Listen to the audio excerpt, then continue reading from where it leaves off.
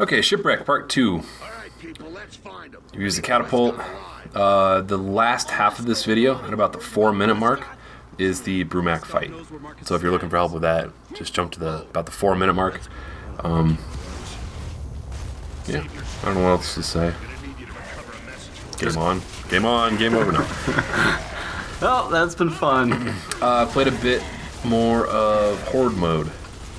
They've improved that quite a lot, and I really like what they've done to change it up a bit since the last game. Last one, it was just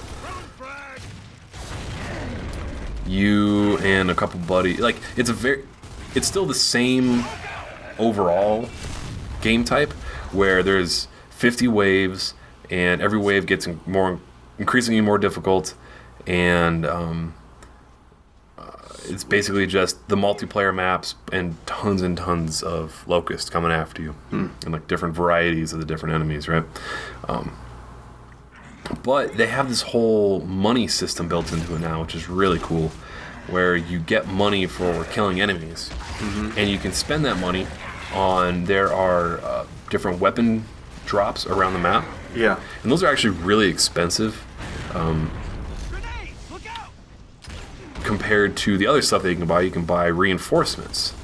And what the reinforcements are, that is what I really like about this new way of doing the Horde mode, that around all the different choke points, like as you're walking through the map, you can build like a barbed wire, like a spike strip on the ground. And it slows down enemies as they walk over it, and it damages them. And then it also damages your little barbed wire fence, so that like between rounds you have to spend money to repair it. You know what this is reminding me of? No. Plants vs. Zombies.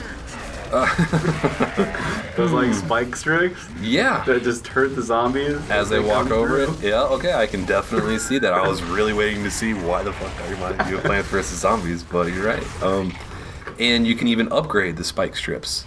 And I haven't unlocked a ton of the upgrades yet. Yeah, like you have to spend enough money total overall to even unlock some of them. Like the level 1 spike strips, they're very basic. They're like spike strips. The level 2 one is a little bit more complex, where it's got these large like spirals of barbed wire, right? And then, but when you unlock level 2 of the spike strips, you also unlock the decoy, which is basically it's a large cardboard cutout of coal. And then like and the enemies will shoot that thinking it's real. And then I haven't unlocked level 2 of that yet, but I would assume that it's more I don't know, resilient to damage. I think level 3 of the ground defenses, they take less damage overall, so it's really helpful to level that up. And then like there's 5 different things. I've only unlocked 3 of them so far. The third one is like a manned turret, and it doesn't take damage, but between rounds you repair it by refilling the ammo. And it looks like the 4th unlockable is an automatic turret. I don't know yet. And the 5th unlockable, I have no freaking clue what the hell it is. How do you have a clue of to what the 4th one is? I'm just guessing. I can kind of tell by the picture, but it's kind of grayed out and has a big lock on top of it. And the 5th one, it doesn't resemble anything that I recognize at all. And, you know, yeah, it's all real fun. So stay in the back of this area, right where I am right now. This game's kind of got a weird checkpoint cutscene system. I don't know, I guess it's... A lot of games do it similar, where if you get a checkpoint, it's going to reset you to a default position. So at the beginning of the Brumac battle, you're going to get kicked forward just a little bit, but you're going to want to run back right to where I am right now, because you're by an infinite ammo weapon cache. Those are key. Yeah, and most importantly, you want to stay as far away from the Brumac as possible, and he won't go past... you can see like this that crate that I'm running past right now. I don't think he'll go past that. But he definitely won't come within, like, super close melee range of where you are right now. So the idea here is to destroy his little machine guns and the machine guns on his arms and the machine guns on his backpack. Okay. The big missile launcher on his backpack. You don't want to shoot his face, though that might work. And just any weapon or... Yeah, I mean, I guess if you got a boom shot or something, that'll work. But you don't get infinite ammo for the boom shot for any of the power weapons, I'll call them.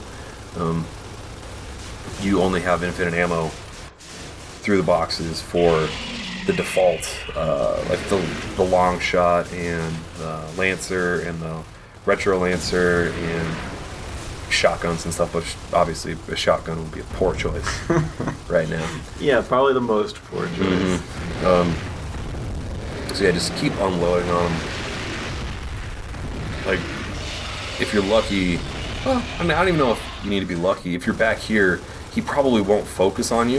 If you see a large barrage of rockets coming your way, you can almost always just miss them entirely. Like, he seems like a very intimidating boss, but by just chilling here, you shouldn't have any problems at all. Like, there's a lot of other default enemies that I have much bigger problems with than this guy. So this wasn't a throw your controller through the screen? No, not once I found, like, the best position to be in.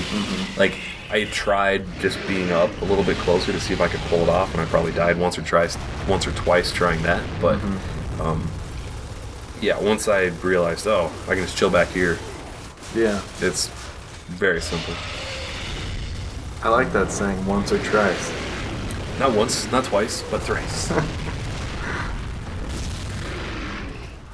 So yeah, after you see his little machine gun start to spark and flame, you probably move on to the next one. I'm not really sure what signifies that it's dead, but other than like the fire coming off of it.